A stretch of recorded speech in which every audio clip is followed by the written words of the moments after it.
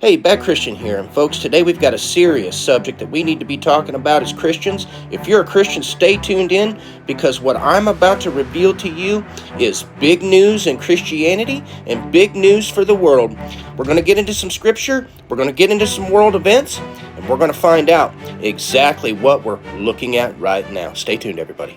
Folks, Revelation 17, verses 12 through 14 says, "And the 10 horns which thou sawest are 10 kings, which have received no kingdom as yet, but receive power as kings 1 hour with the beast." So what we're talking about, these people here that have this power, they have power as kings, they're like kings, but they're technically not kings.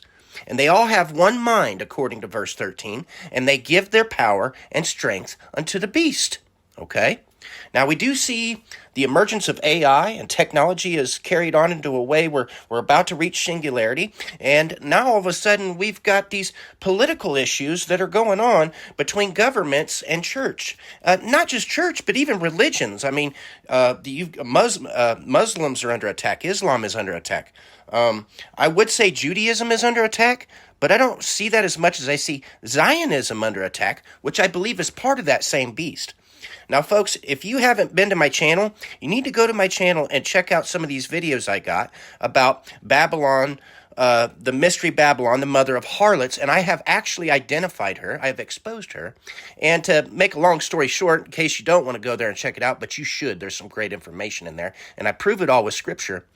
Basically, what it boils down to is the IDF and the fake Jews that call themselves Jews, but are the synagogue of Satan that run that, actually are the mystery Babylon. I mean, we're talking about Babylonish Talmud-believing Jews that say they're Jews, but technically, it's not about religion. It's actually about ethnicity, and they can't seem to make up their mind, and they keep all this gray area everywhere, and they seem to be full of war, which is very consistent with the scripture that's going on here. Now pay attention. In 14 it says, "These shall make war with the Lamb, and the Lamb shall overcome them."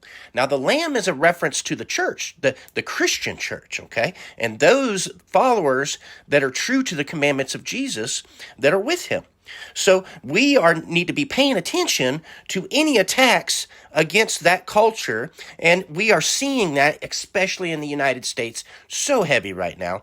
And with some of these blasphemous things that some of these people are saying, we need to pay attention. So let's have a look at this infamous painting, this AI-generated image here that Trump has so recently shared to mock Christianity. Now, this one you see on the left was originally created by one of his supporters, and then he recreated it and reposted it. And we can see that it's actually recreated and posted, and where he puts himself as Jesus. I mean, this is just as blasphemous as it comes, guys. But if you'll notice, up there where that's circled there on the right, one of those soldiers was changed over to some kind of horned creature, flying horned creature. Now, remember, they're going to come to wage war on the Lamb. We've got literally, what are we looking at right here? We've got Jesus, war, we've got some kind of demonic entity, and the blasphemy of Trump and Jesus. Now, Trump himself has reposted this and changed this in AI so that he could put it out there. So, folks, if you are a Trump supporter and you're a Christian, I beg you, please reconsider supporting somebody who has such a demonic way about them. If you think he is a person of moral character, I'm not sure you understand what moral character means. And I'm not trying to be rude. I'm just trying to be serious. I love all my Christian brothers and sisters, and I hate it. I hate seeing them be deceived. And it says that, it says in the Bible that he'd send a strong delusion that they should believe a lie. Well, there's a lot of delusion forming right now, and even technology that allows us to create these delusions like you're looking at right now. Now, right now, the Pope and the administration are having a falling out because the Pope is trying to promote peace, as he's been instructed by Christ to do. And the administration keeps wanting to promote war. So as the Pope does what he's required to by his religion and by Christ and Christianity, he is now becoming under attack by this administration, which gets us awful close to those verses in Revelation. We're starting to see a war on Christianity. Let's have a listen. Why did you attack Pope Leo on Truth Social? I don't think he's doing a very good job. He likes crime, I guess. He hit us. Think of it.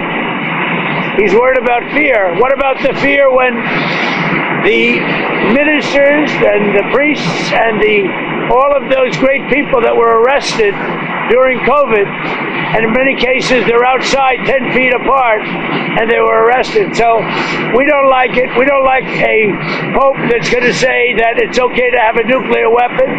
We don't want a pope that says crime is okay in our cities. I don't like it. I'm not a big fan of Pope Leo.